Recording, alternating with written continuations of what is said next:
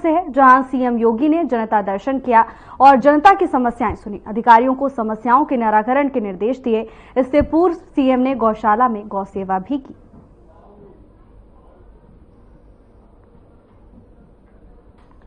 मुख्यमंत्री योगी आदित्यनाथ गोरखपुर दौरे पर रहे। इस दौरान उन्होंने जनता दर्शन के दौरान जनता की तमाम समस्याएं सुनी। इस दौरान उन्होंने अधिकारियों को निर्देश दिया है कि जल्द से जल्द सभी समस्याओं का निराकरण किया जाए। तो वहीं मुख्यमंत्री गौ सेवा करते हुए भी नजर आए। तस्वीरें गोरखपुर से सामने आ रही हैं, जहां अपने गोरखपुर दौरे के दौरान मुख्यमंत्री ने जनता दर्शन में आम जनता की समस्याएं सुनी और अधिकारियों को तत्काल निराकरण करने के निर्देश दिए हैं। इसके साथ ही मुख्यमंत्री ने गौ सेवा भी की।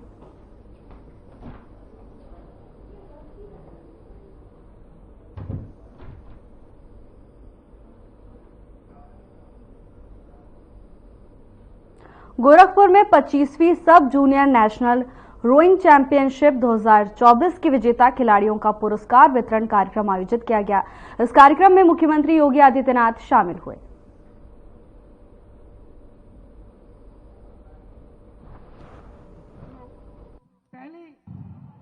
पच्चीसवीं सब जूनियर नेशनल रोइंग प्रतियोगिता के आज के इस कार्यक्रम में मंच पर उपस्थित प्रदेश सरकार में मंत्रिमंडल के मेरे सहयोगी, खेल और युवा कल्याण विभाग के मंत्री श्री गिरीश चंद्र यादव जी,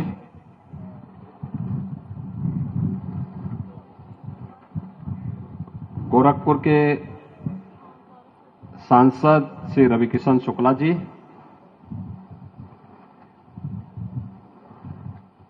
कुशीनगर के लोकप्रिय सांसद और गोरखपुर में भी जो सहयोग करते हैं ऐसे Shri Vijay Dubey ji, rowing federation of India की अध्यक्ष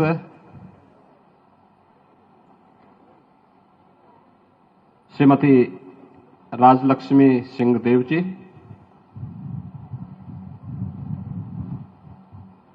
विधान परिषद सदस्य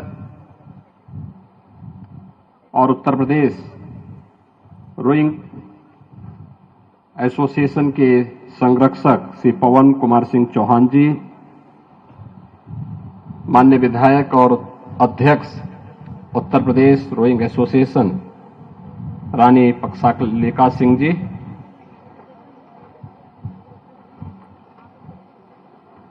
गोरखपुर के महापौर डॉक्टर मंगलेश श्रीवास्तव जी, माननीय विधायकगण श्री फतेह बहादुर सिंह जी, महेंद्र पाल सिंह जी, राजेश त्रिपाठी जी, विपिन सिंह जी, प्रदीप शुक्ला जी, डॉक्टर विमलेश पासवान जी, इंजीनियर श्रवण कुमार निषाद जी, खेल निदेशक doctor RP Singh ji, Asian rowing federation के उपाध्यक्ष कर्नल सीपी सिंह जी, आज के इस कार्यक्रम में उपस्थित रोइंग फेडरेशन से जुड़े हुए सभी पदाधिकारीगण और 25वीं सब जूनियर नेशनल रोइंग प्रतियोगिता में भागीदार बन रहे देश भर से आए हुए सभी प्रतिभागीगण, उनके कोचेज हैं, इस पूरे फेडरेशन से जुड़े हुए जो रेफरी और अन्य पदाधिकारीगण, बहनों और भाइयों, मैं सबसे पहले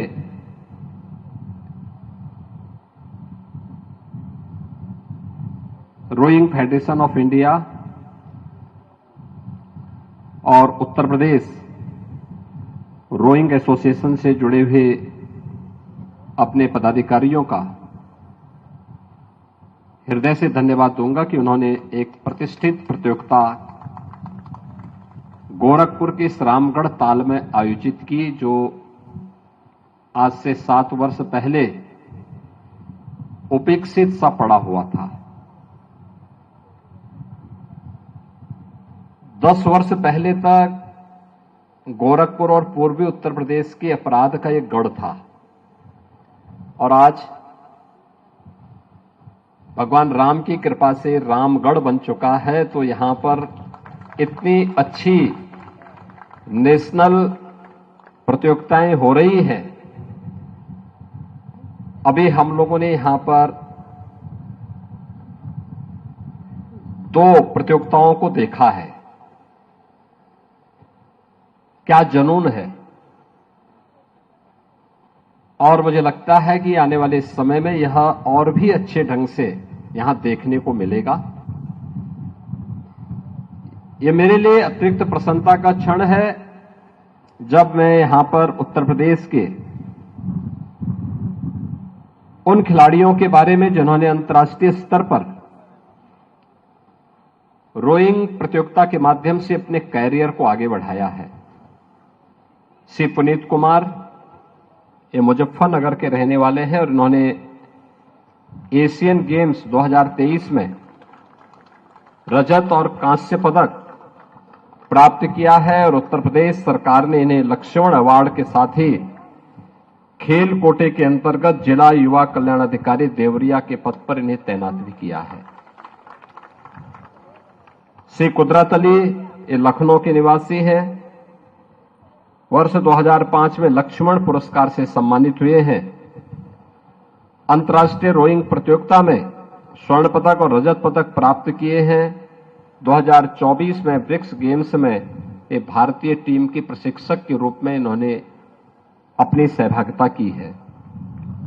श्री अरविंद सिंह ये बुलंदशहर के निवासी हैं। एशियन गेम्स 2023 में रजत पदक प्राप्त किए हैं और टोक्यो ओलंपिक में भारतीय टीम का इन्होंने प्रतिनिधित्व किया है। मोहम्मद आजाद ये सुल्तानपुर के निवासी हैं। एशियन गेम्स 2014 में कांस्य पदक प्राप्त किए हैं और 2023 में चाइना में आयोजित पैरा एशियन गेम्स में भारतीय टीम के प्रशिक्षक रहे हैं। श्री लोकेश कुमार ये हापुड़ के निवासी हैं। एशियन गेम्स 2010 में रजत पदक प्राप्त किए और वर्ष 2019 में रोइंग एशियन गेम्स भारतीय टीम के प्रशिक्षक रहे हैं। श्री राजेश कुमार ये संत कबीर नगर के निवासी हैं। एशियन गेम्स 2010 में 2 रजत पदक प्राप्त किए। 2023 में एशियन गेम्स एवं वर्ल्ड कप तथा 2022 में एशियन चैंपियनशिप और वर्ल्ड कप में ये भारतीय टीम के प्रशिक्षक के रूप में अपनी सेवाएं दिए हैं। यानी उत्तर प्रदेश में इस खेल के लिए अनेक संभावनाएं हैं और उन संभावनाओं से अपने आप को तराश करके इन खिलाड़ियों ने ओलंपिक में प्रतिभाग किया। एशियन गेम्स में इन्होंने मेडल प्राप्त किए, विश्व चैंपियनशिप में मेडल प्राप्त किए और आज न केवल उन खेलों में प्रतिभाग कर रहे हैं बल्कि प्रशिक्षक के रूप में भी अपने दायित्वों का कुशलतापूर्वक निर्वहन करने का कार्य कर रहे हैं। यहां पर अभी जो बात उत्तर प्रदेश रोइंग एसोसिएशन के अध्यक्ष माननीय विधायक रानी पक्षालिका सिंह जी ने जो बात कही है और यहां पर जो रोइंग फेडरेशन ऑफ इंडिया की अध्यक्ष श्रीमती राजलक्ष्मी सिंह देव जी ने भी जो बात कही है, वाटर स्पोर्ट्स का एक कॉम्प्लेक्स हम लोगों ने यहां गोरखपुर में इसी ताल के किनारे बनाया है और रोइंग फेडरेशन के लिए भी हम लोग इसमें स्पेस उपलब्ध करवाएंगे और मुझे लगता है कि ये लोग अपनी तैयारी करें। उत्तर प्रदेश और गोरखपुर में, पूर्वी उत्तर प्रदेश में इस प्रकार की गतिविधि को आगे बढ़ाने के लिए प्रदेश सरकार इसमें पूरा सहयोग करेगी। आपने देखा होगा, मैं आज प्रातःकाल मंदिर अपने परिसर में था, मैं देख रहा था कई खिलाड़ी प्रातःकाल मंदिर परिसर में थे और मैंने जब उन लोगों से पूछा, मैंने कहा भी कहां से हो, तो उसमें कोई महाराष्ट्र का था, कोई बंगाल का था, कोई किसी अन्य राज्य से था। मुझे अच्छा लग रहा था कि देखिए, देश के अलग अलग कोने से आकर के लोग न केवल यहां को समझने का प्रयास कर रहे हैं, बल्कि अपनी प्रतिभा और अपनी ऊर्जा का बेहतर उपयोग एक सकारात्मक दिशा में लगाने का कार्य कर रहे हैं। बहनों और भाइयों, जब हम अच्छा सोचते हैं तो हमारी ऊर्जा सकारात्मक दिशा में आगे बढ़ती है। समाज के निर्माण के लिए, राष्ट्र के उत्थान के लिए खेल और खेल गतिविधियां उन सब का आज हिस्सा बन चुकी है। पिछले 10 वर्ष में प्रधानमंत्री मोदी जी के नेतृत्व में, उनकी लीडरशिप में आज भारत के अंदर खेल और खेलकूद से जुड़ी हुई गतिविधियों में बहुत परिवर्तन आया है। खेलो इंडिया खेलों का हो, सांसद खेलकूद प्रतियोगिता हो, फिट इंडिया मूवमेंट हो, ये सभी खेल और खेलकूद की से जुड़ी हुई गतिविधियां हैं। और इसी का परिणाम है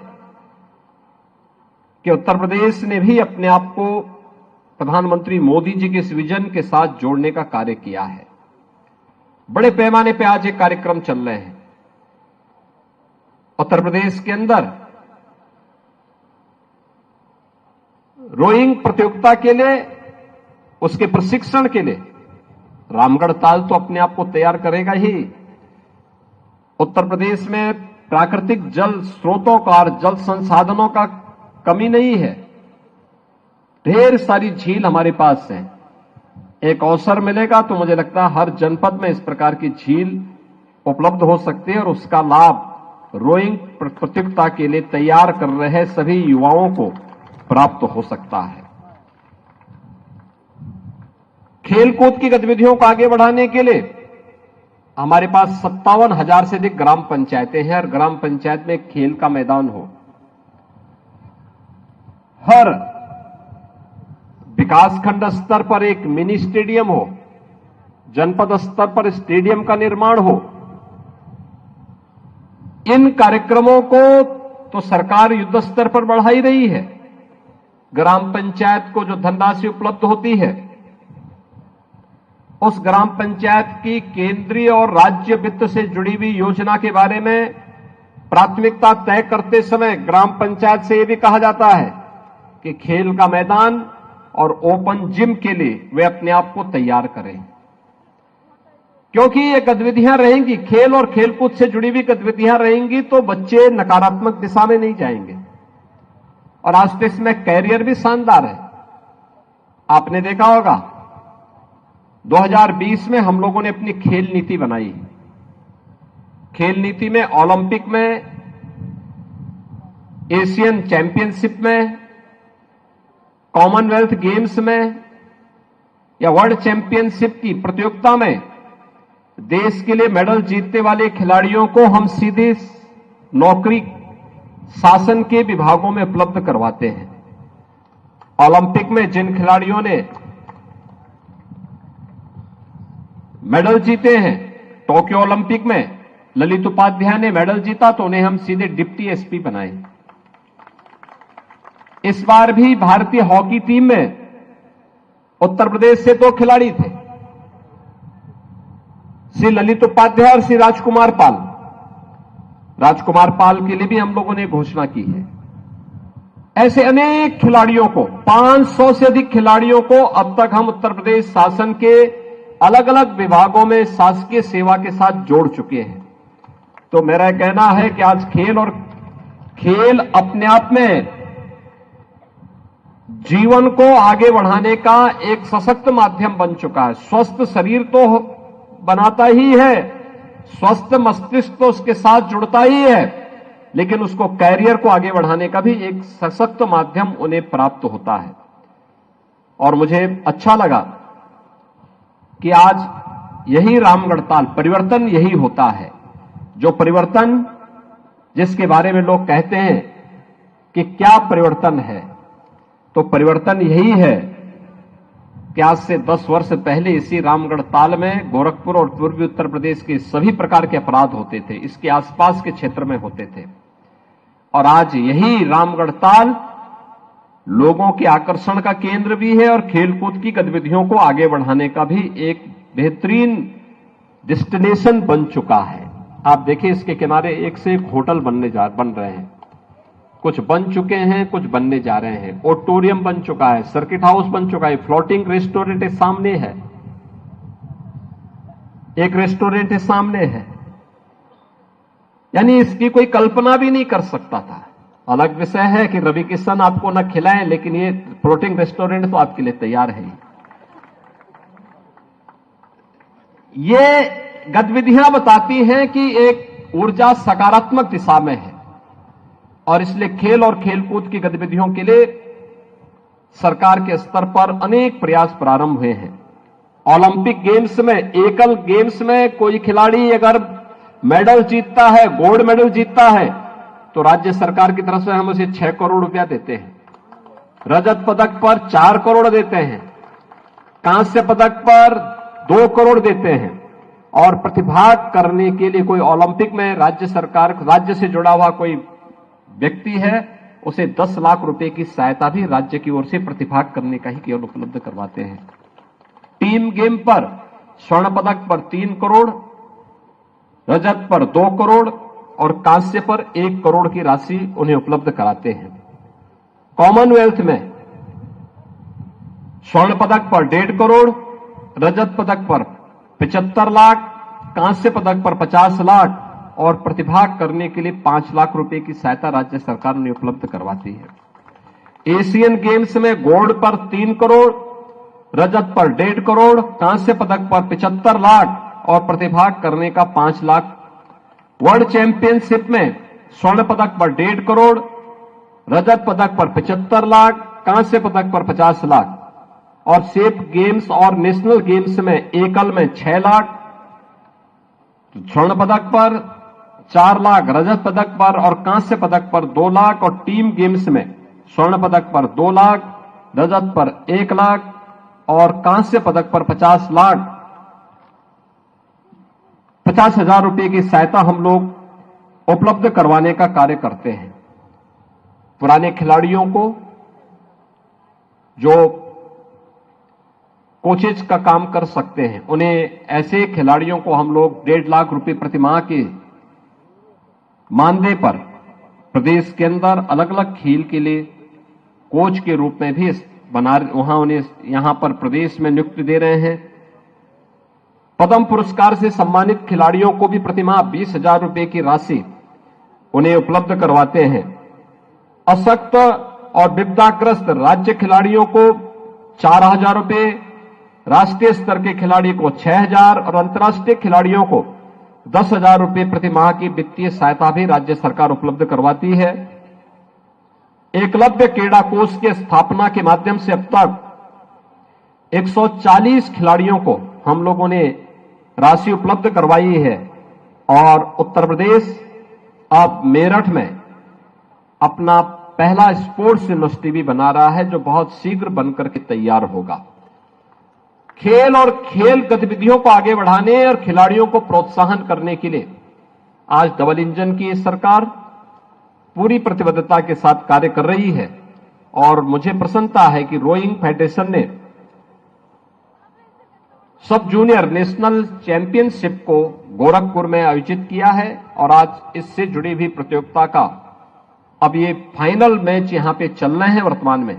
मुझे पूरा विश्वास है कि आपका ये गोरखपुर का जो ये प्रवास है, इस फेडरेशन का भी और इस प्रतियोगिता का भी ये आनंदपूर्ण रहा होगा। आप सबके जो मेडल जीत रहे हैं उन सभी खिलाड़ियों को मैं बधाई देता हूं, जिन्होंने बेहतरीन प्रयास किया लेकिन मेडल से वंचित रहे हैं। उनके प्रति मेरी सहानुभूति है, लेकिन उनका प्रयास कभी विफल नहीं होगा, बल्कि आने वाले समय में वे और अच्छा प्रदर्शन करेंगे तो मेडल उन्हें केवल यहीं पे नहीं बल्कि राष्ट्रीय और अंतर्राष्ट्रीय प्रतियोगिताओं में उन्हें मेडल अवश्य प्राप्त होगा। इस विश्वास के साथ मैं एक बार फिर से रोइंग फेडरेशन ऑफ इंडिया को, उत्तर प्रदेश रोइंग एसोसिएशन को और उनके सभी पदाधिकारियों को हृदय से धन्यवाद देते हुए आप सबके प्रति अपनी मंगलमय शुभकामनाएं देता हूं। आप सबको दीपावली की भी हृदय से बधाई और मंगलमय शुभकामनाएं देता हूं। धन्यवाद। जय हिंद।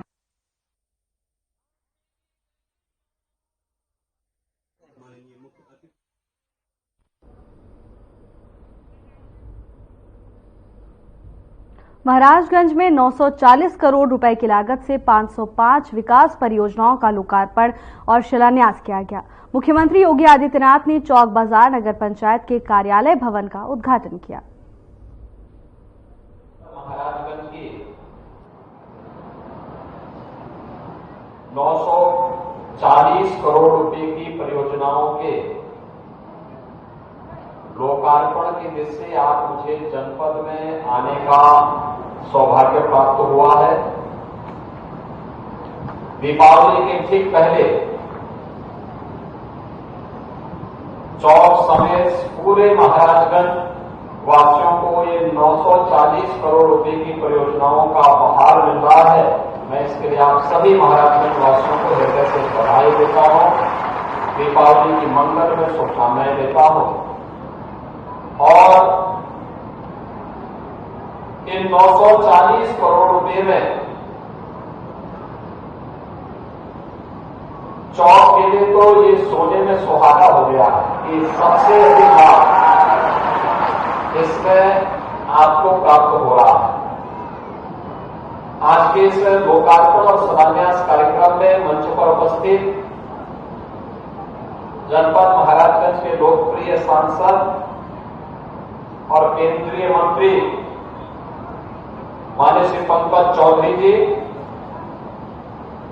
जिला पंचायत अध्यक्ष श्री रविकांत पटेल जी, इस क्षेत्र के लोकप्रिय विधायक श्री जयमंगल कनौजिया जी, विधायक सिसवा श्री प्रेम सागर पटेल जी, विधायक पलियारा श्री ज्ञानेन्द्र सिंह जी, विधायक नौतनवा श्री ऋषि त्रिपाठी जी, भारतीय जनता पार्टी के जिला के अध्यक्ष श्री संजय पांडे जी, नगर पंचायत अध्यक्ष चौक श्रीमती संगीता देवी जी, सभी पार्षदगण, ब्लॉक प्रमुखगण, जिला पंचायत के सदस्यगण, ग्राम प्रधानगण और चौक और महाराजगंज से जुड़े हुए सभी उपस्थित बहनों और भाइयों, 940 करोड़ रुपए की परियोजनाओं के लिए चौक समेत पूरे महाराजगंज वासियों को मैं हृदय से बधाई देता हूं, अपनी शुभकामनाएं देता हूं।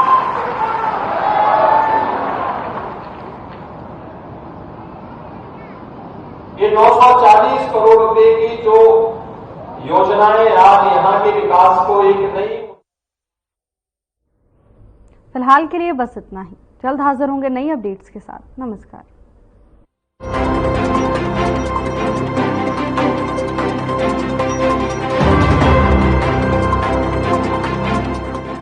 अधिकांश